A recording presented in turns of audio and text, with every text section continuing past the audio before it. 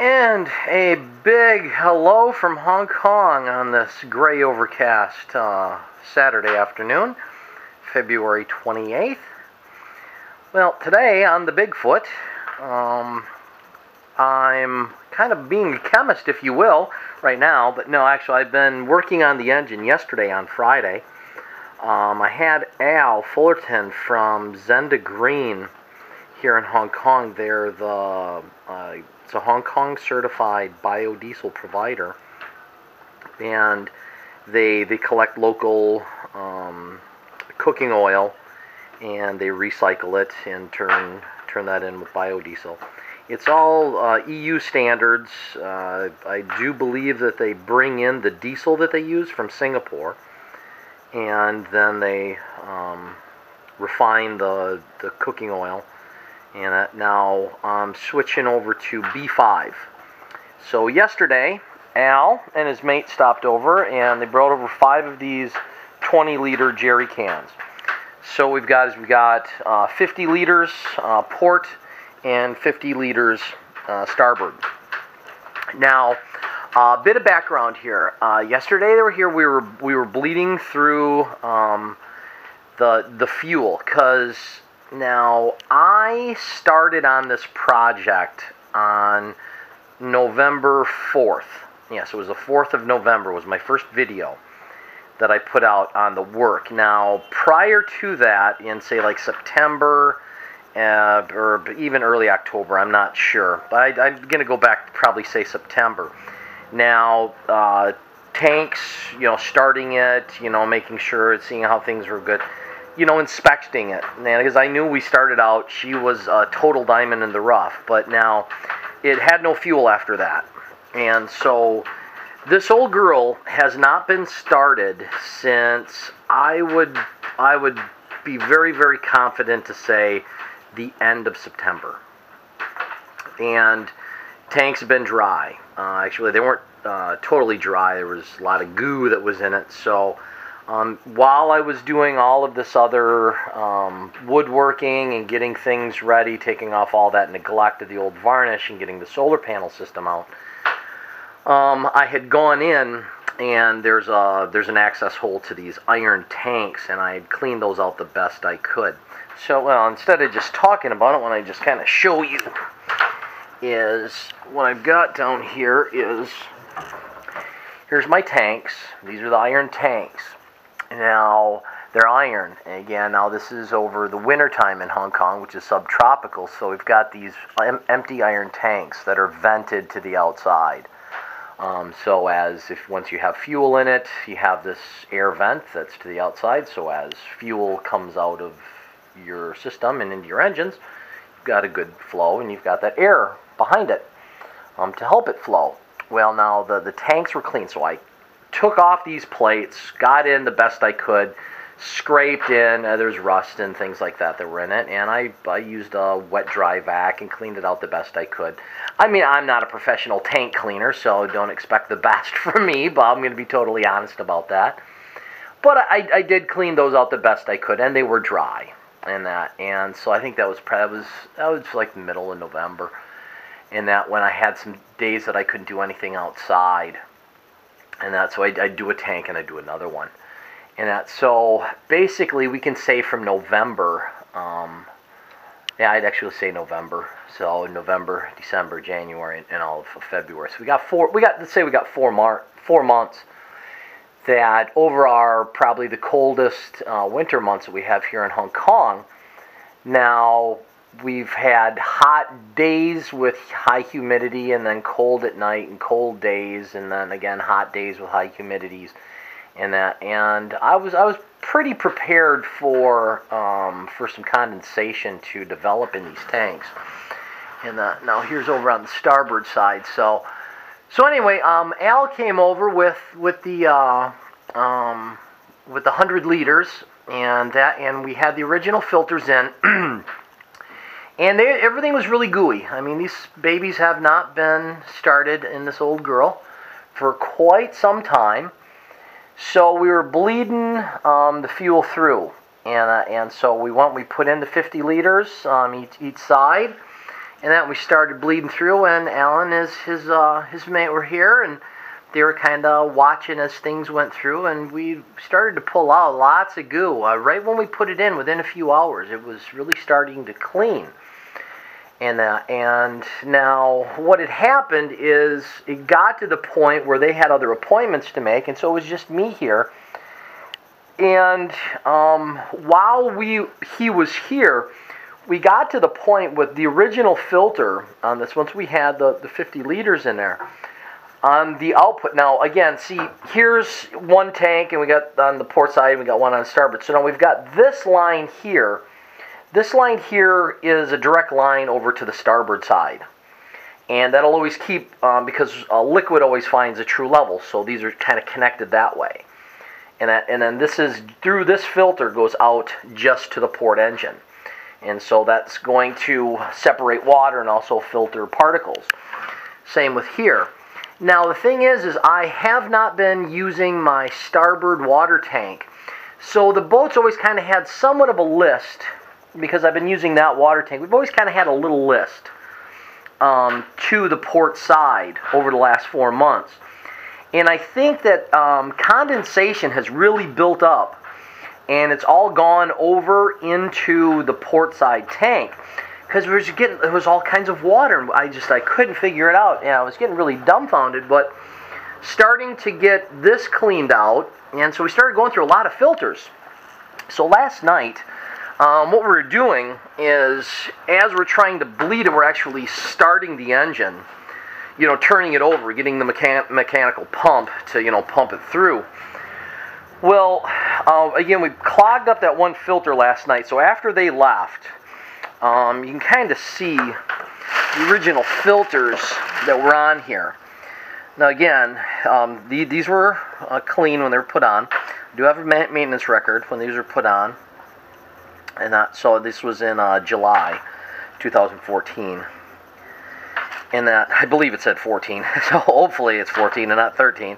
But anyway, the tanks were empty, but this one got to the point, once we got the Zendagreen B5 biodiesel in, there was nothing coming out going to the port side engine. So later on, as I still was working by myself last night, I called up a mate of mine who has a boat way over on the other side here of the South Typhoon Shelter. Called him up. He's got a day junk, but it's it's a party boat like this. They only take out for charters on weekends. And I asked him if he had some extra filters, and he did. So he brought those over. I ran those through, but I did not take a sample.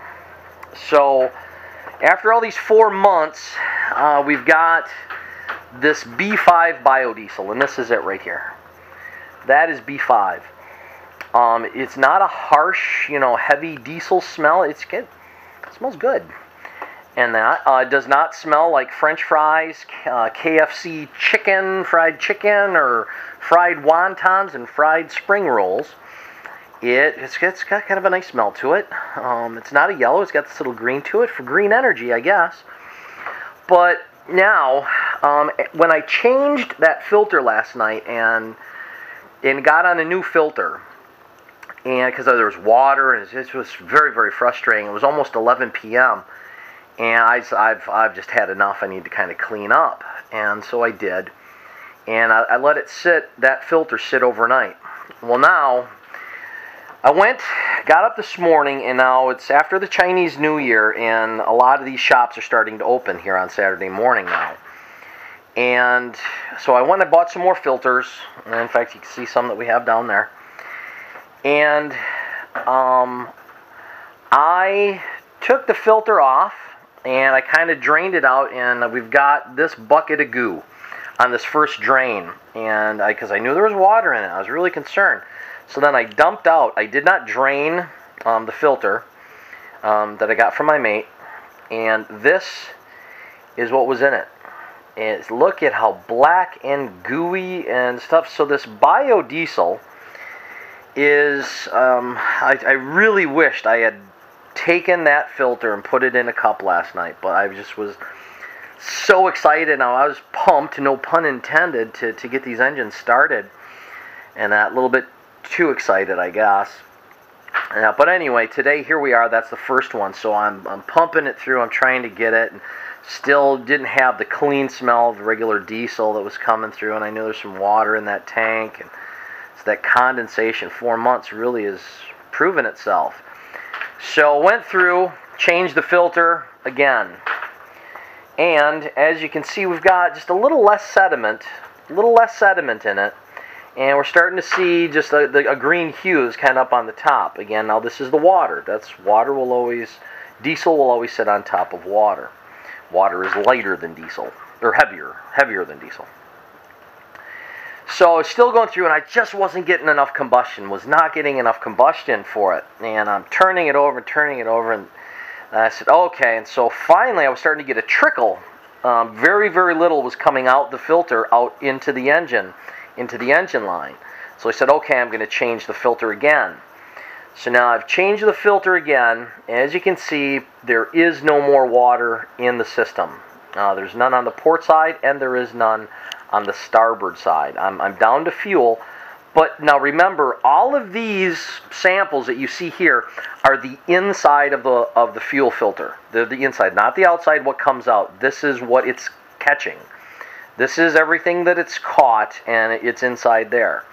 And so it's just all these particles you can see, and there's probably more in the filter, and it's pretty gooey, but it's a lot less than what I've started with here.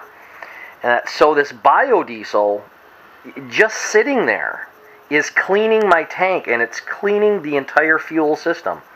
The veins of my fuel system this stuff is cleaning it. I mean, a lot more than I would with regular diesel fuel. The regular diesel fuel that I buy locally would not be doing things like this. I'd pretty much keep everything set where it's at. Yeah, the water again would be doing that, but it's not. So right now, that's where I'm at. I've had to stop turning over the engines. Starters are starting to get pretty warm, and the battery, again, the sun's kind of going down right now, so the solar panels are not keeping things back up because I don't have the engine running, and so the alternator, the dynamos down there, are not charging up the start batteries. So, I mean, this is where I'm at, and it's just, this cleaning is, I'm just amazed, totally amazed, because going back down, if we go down to the engine here, if we go back down here, we kind of go here and look at the starboard engine. And on the starboard engine here, as the line comes down, here it is, it's right here. I've had this connection off, I've had this connection off, I've actually taken this pipe off, took that off last night, and got good fuel up to it, but I still wasn't getting a combustion to it, the engine wasn't starting. But I know I've got a combustion issue with the starboard engine. So we'll work with that. We'll cross that road when we get to it. But it's just cleaning it out because this comes up to another filter. So I've taken that out, make sure it was good. But the color of the inside of the pipe, because here's a flared fitting, and I can see in, fairly decent little bit here. But it all had this kind of this bronze or this tarnished, oxidized, whatever you want to call it, look to it. And then now today, when I took it off, on the inside of this, when we've got this Zendagreen B5 biodiesel in there, it's actually shining it up. I mean, it was last night, but it was dark, and I thought that was just reflections of the light and stuff like that, but it was cleaning it. So just sitting inside this pipe, going up to this other filter, and again, I'm changing these as I change those filters, I'm changing these filters as well. And that because they are getting gunked up as well, because it's taking the goo out of the system, and it's actually cleaning it. And everything that I've read, they say you're going to burn through filters, maybe 2 a week, 1 a week, and by the time it's totally clean, you just go on your normal routine of, changing your filters for your maintenance schedules. But now these engines are for Zendagreen, and Al, these guys, I don't know if they, for any promotional uses, I think they may want to be afraid to show it, or they might even be proud to say, hey, this is what our stuff does. It's all up to them. But it's been so neglected over all these years that now this Zenda Green B5 biodiesel is cleaning everything out, and I'm going through the filtration system. So if they have any other Gardner engines like this or old Perkins engines like this that, you know, that have been sitting there and they haven't run, and, you know, they want to get everything going, do a conversion from a sitting abused vessel, this is a good learning curve, I hope, for them. Through my experience, I hope they can pass on some of this knowledge, and I hope you guys can learn some knowledge from this too on old engines. But this biodiesel changeover, but it's truly cleaning. And just yesterday, just after a few hours, I mean, the gunk that was coming out here and the gunk that I was getting in that filter, it was just amazing. Now that's just from my fuel pump, you know, before it gets out, because then it comes out and that from here, and it goes over into my system here where it gets injected into my cylinders. So just what this was filtering out from here, I can only imagine what's, you know, happening there. That should be fairly clean, but, you know, it's not going to be, which kind of concerns me. So I might actually have somebody come over and take these injectors and have them fully cleaned. But I'll go and get some biodiesel from Al and make sure when they go and they run stuff through it, I want them to run B5, you know, biodiesel through it after they've run their basic cleaning solutions and stuff to clean out all the injectors. But it's, I mean, I'm amazed. I truly am. I cannot say enough good things about this biodiesel. So anyway, well, that's, you know, the filtration system and how it's cleaning my fuel system. It's working. I'm getting close, and yeah, starter's a little warm, just a little bit. And I could probably, after this video, I'll be able to go and start trying. Hopefully I can get, I know I should be able to get, as you can see here, I should be able to get the port side engine maybe started tonight, or at least by tomorrow. Saturday night, I don't really want to work too late tonight, but I've got to go do some other stuff. But talking to another mate today that stopped over, and he was here also on Friday, about filtration. He went and he said that I said, I got to get some bigger filters. I got to get some Raycor filters. Well, he put in a fuel polishing system. Actually, not. Let's look at this one. So this one here. Said on his fuel polishing system, he's just installed it. So he's got a dual. He's got a switch over. He has these old Raycor filters, and these are a great water separator and fuel filter. Any water that would come from the tank, from condensation and stuff, the water would sit down in here. Right now, as you can see, we just got regular diesel in there, because he's just storing them. Was just storing them on his boat. And now up here is the actual filter, and these are Parker, you know, Raycor filters, but these are 30 micron filters. They're 30 micron, and as you can see, that's a big filter. It's quite large. I mean, this is not new. This is what, you know, when they took them out, that's what it had filtered out. So I've got to go pick up some, and it's getting late today. So I'm not going to get those today. I'll probably have those on Monday. But these filters are going to be put in line. Plus, I've got to get plumbing parts some more copper pipe to, you know, relocate these. These will go back up on the bulkhead wall.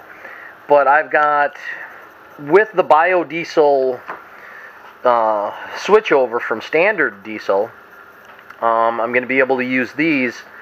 That will, because that biodiesel is, if B5 is cleaning my tank this well after, you know, 4 months of not doing anything, and plus very little running for like the last year and a half, because this boat for like 14 months before I came on, I don't believe it had gone out in those 14 months. So again, there's lots and lots of neglect that's in there. But the thing is, we put the biodiesel in, it's already doing the work for me. It's doing it a lot better than any standard diesel would that you would have. And the thing is it's come from recycled veggie oil, which I'm impressed with. So at this time, I don't have the engines running. I am converting it over. I'm bleeding out the lines. I'm cleaning the tanks, cleaning everything up. And within the next day or so, I should actually get one of these engines to start popping. And if not, I may have to just go put in, just get a jug of some diesel and get a gravity feed in there, and maybe that's what it needs, because the injectors are gooey, whatever it is. I'm open to all kinds of cans of worms that I can be opening up as I get to this, but I'm prepared for it. I'm bringing back this 1988 old wooden vessel and bring her back to the modern age to be a clean green energy vessel, and this stuff is doing it. And Zenda Green, Al, all the guys there, 2 thumbs up. If I had more than 2 opposable thumbs, I'd be holding them up right now. Zenda Green, you guys have, when I said what my project's all about, you guys stood behind me, gave me that pat on the back, and you're here with me. And I thank you. So that's my notice out to Zenda Green here in Hong Kong, to everybody else that watches this video. Switching over to biodiesel is a good thing because it's green. It's helping. It's not going into a landfill. Vegetable oil's not going to our landfill. And the thing is, it's clean and it's cleaning. It's just doing it by itself, and I'm just amazed at how it can do that. And detergent qualities and all that, but it's 5% vegetable oil. Can you imagine what's going to happen and how clean this system is once I switch over to 100%, to the B100 biodiesel, which is 100% recycled vegetable oil? Absolutely gleaming clean. I hope I can have the outside of the engine looking as good as biodiesel is making the inside of my fuel system. All right, well, that's all for me for today. And guys, be good, be safe, and always be well. And 2 thumbs up to Zenda Green. Bye-bye.